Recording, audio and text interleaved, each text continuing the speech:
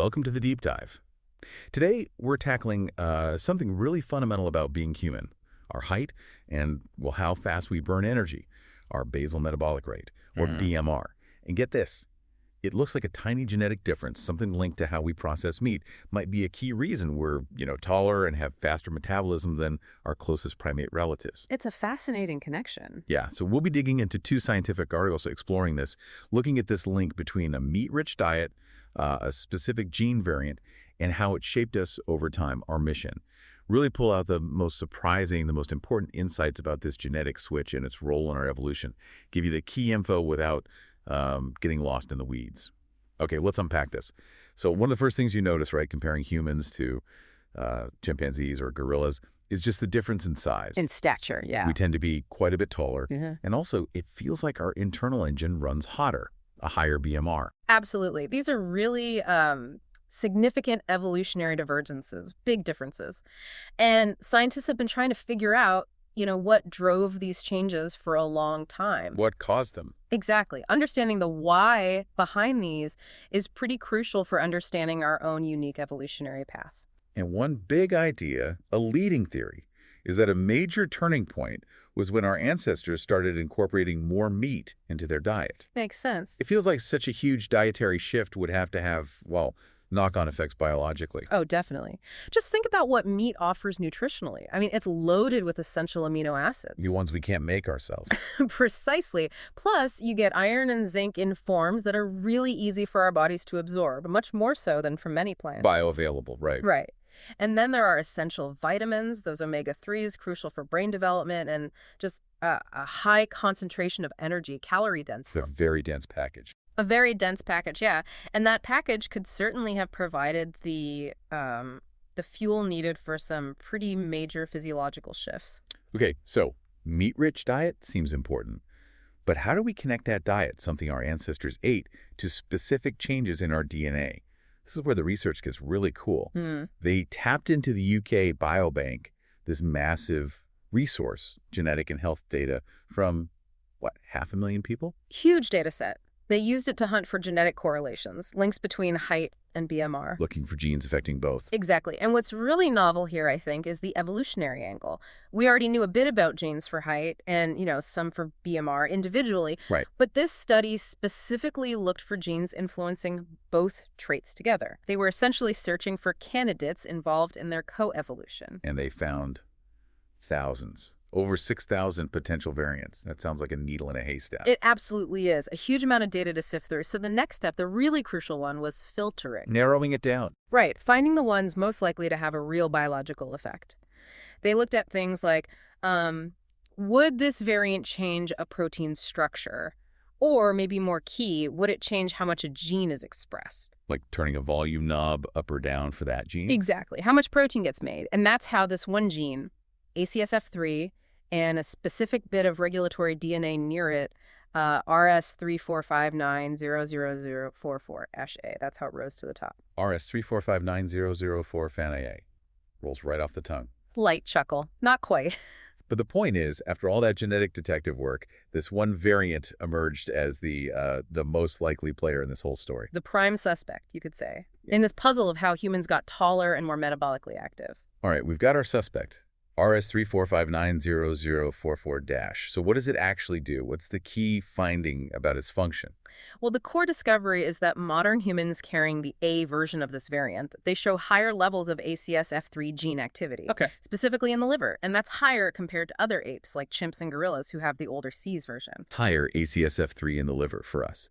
Right. So why is that a big deal for height and metabolism? That really gets to the heart of it, because while we've studied height genetics and BMR genetics separately for a while, the mechanisms linking them, how they might have evolved together, that's been much less clear. The coevolution part. Exactly.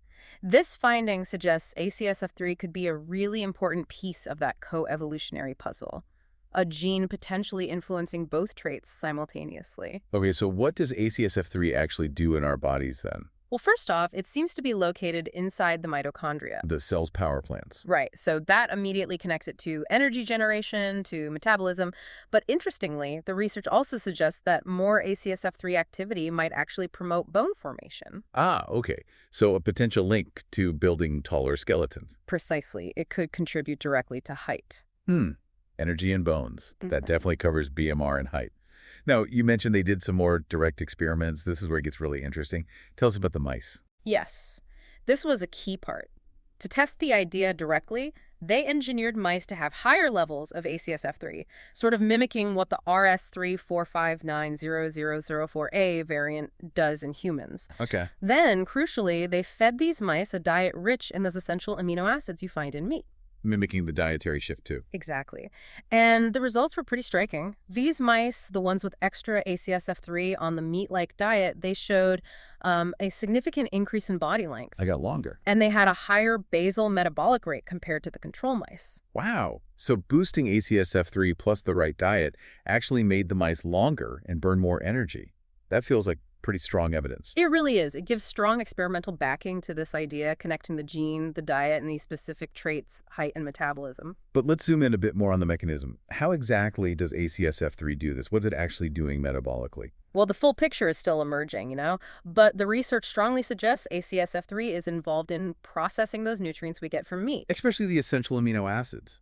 Especially those, yes. And we know ACSF3 is an enzyme working inside the mitochondria. And if you reduce its levels, if it's not working properly, the cell's ability to produce energy, its respiratory rate, gets impaired. It slows down. And just to underline it again, modern humans, especially those with the A variant, tend to have more ACSF3 activity in the liver than other apes. That's the critical point. It's not just having the gene, it's having it turned up higher. And that RS345900045A variant seems to be the controller. The volume knob. Exactly. It sits in a non-coding part of the DNA, so it doesn't make the protein itself. Right. But it acts as an EQTL, that's expression quantitative trait locus. Basically a region of DNA that influences how much of another gene gets expressed. So this bit of DNA, this variant, acts like a switch or a dial that controls how much ACSF3 protein gets made. Precisely. The A version seems to boost the activity of something called an enhancer near the ACSF3 gene. Enhancers are like genetic gas pedals. Okay. So more enhancer activity means more ACSF3 gets produced. Got it. So more ACSF3 linked to processing meat nutrients. What happens downstream? What are the metabolic effects? Well, one key piece of the puzzle comes from looking at what happens when you block ACSF3. When they did that, they saw a buildup of a substance called methylmalonic acid, MMA. MMA. Is that bad? It can be, yeah. It's potentially cytotoxic, harmful to cells, but when ACSF3 was overactive, like in those engineered mice or potentially in humans with the A variant, MMA levels went down. Okay. And energy production, the respiratory rate in liver cells, went up. And the knockout mice, the ones completely lacking the AXF3 gene, they also had high MMA and low energy production. They did, yes. It all fits together. But here's another really interesting bit. The connection between MMA and bone formation. Ah, back to the height aspect. Exactly. In lab studies, they found that MMA actually suppressed the development of bone cells, osteogenesis. Wow. So this isn't just about energy metabolism. It seems like managing this MMA stuff could directly impact how our bones grow and therefore how tall we get. That's the picture that's forming, yes. And then there's the threonine connection. Threonine. That's one of the essential amino acids, right? Plentiful in meat. Exactly. It's crucial. They found that if they put those knockout mice, the ones without AXF3, on a ketogenic diet, which is low in amino acids, their MMA levels went down. But then if they added just threonine back into the diet... Let me guess. MMA levels spiked. Spiked right back up. And further metabolic tests confirmed it. When ACSF3 is depleted or missing, the pathway converting threonine into MMA speeds up. Okay, let me try and summarize this bit. It sounds like ACSF3 helps us properly handle the threonine we get from meat. Without enough ACSF3, threonine gets shunted down a pathway that produces this potentially toxic MMA, which might also hinder bone growth. But with more ACSF3, thanks to this A variant, we process threonine more efficiently, keep MMA levels down, and potentially boost both energy and bone growth. That's a great summary. It really shows how diet, genes, and these key physiological traits are all tangled up together. Now, let's zoom out to the evolutionary scale. When did this helpful variant, RS345900044A, actually show up? Well, what's fascinating is that the A version, the derived one, seems to be human-specific. Only in humans. As far as they could tell. The ancestral C's version is what they found in all 19 other non-human primate species they checked. So this wasn't something we got from a common ancestor with chimps recently. It arose after our lineage split off. Do we know when? Pinpointing the exact time is tricky, always is with these things, but using genetic dating methods, they estimate it emerged somewhere between 502,000 and 802,000 years ago. Wow, okay, that's a wide window, but it places it firmly within a really key period of human evolution, right when evidence for increased hunting and meat eating becomes stronger. Exactly. The timing fits potentially very well with that dietary shift. And how common is this A variant in people around the world today? It varies quite a bit. The frequency differs across populations. It's notably common, for example, in people with British ancestry, found in over half the population there. And they even looked into the past using ancient DNA, right? Using Right. a proxy marker. Yes, that was clever. Yeah. They used another nearby variant, RS4238830-C, which is strongly linked to our RS34590044A, as a stand-in to track its frequency in ancient European DNA over the last, say, 35,000 years. And what did they find? They saw a correlation. The frequency of this proxy allele seemed to track with the likely diets of different ancient groups. It was higher in populations thought to eat a lot of meat, like the Amnaya steppe pastoralists and earlier hunter-gatherers, Okay. and lower in early Neolithic farmers who relied more heavily on agriculture, on plants. That's really suggestive. The allele's frequency potentially waxing and waning with dietary habits over millennia. Was it under selection? Did evolution favor this variant? The analysis points towards yes, evidence of weak positive selection on RS34590004A, especially over the last 20,000 years or so. Weak positive selection. Meaning it provided some kind of small advantage, enough for it to gradually increase in frequency. And that selection pressure seems to have gotten a bit stronger in the last 5,000 years. Interesting. Perhaps linked to later dietary shifts or environmental changes?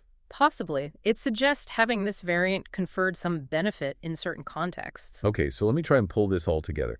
We have this one specific genetic variant, RS3459000044A. It seems to pop up in the human lineage hundreds of thousands of years ago. It boosts the activity of the ACSF3 gene, particularly in the liver. This helps us metabolize threonine, an amino acid from meat, more efficiently, preventing the buildup of potentially harmful MMA. Right. And this improved metabolism might not only give us more energy contributing to a higher BMR, but also potentially aid bone growth by keeping MMA levels low, contributing to our taller stature. That seems to be the core hypothesis supported by the evidence. So it's like this genetic tweak combined with our ancestors starting to eat more meat might have been a really significant factor in driving the evolution of two of our defining physical traits, being taller and having faster metabolisms than our primate cousins. It paints a compelling picture, doesn't it? It really highlights this intricate dance between our genes, our environment, specifically diet here, and population history, all shaping human evolution. And it's not just an ancient history lesson, is it? The study mentioned potential implications for understanding modern health issues. Absolutely. Things like type 2 diabetes, obesity, metabolic syndrome, understanding how our metabolisms were shaped by past adaptations, like this one potentially related to meat consumption, Yeah. it could give us really valuable insights into why some individuals or populations might be more susceptible or perhaps more resistant to these conditions today, especially with modern diets. So our evolutionary past is directly relevant to our present health. Very much so. And it sounds like the researchers aren't stopping here. They plan to keep digging into the genetic basis of metabolic homeostasis, how our ancestors adapted to all sorts of different diets over time. Lots more to uncover there, I bet. No doubt. The study opens up many more questions. Okay, so if we had to boil it down, the key takeaway from this deep dive is there's this specific genetic variant, RS3459000044A, linked to efficiently metabolizing meat, specifically threonine. And it looks like it might have been a key player in the coevolution of humans becoming taller and having higher metabolic rates. That's the essence of it. And it really just hammers home how deeply intertwined our genes, our food, and our whole evolutionary story are. It makes you wonder, doesn't it? What other, maybe seemingly minor genetic changes, coupled with environmental shifts, had these huge ripple effects on who we became? And maybe a question for you listening to think about is, how could understanding this kind of deep evolutionary past, how we adapted to certain foods, how might that inform how we approach our own diets and health today?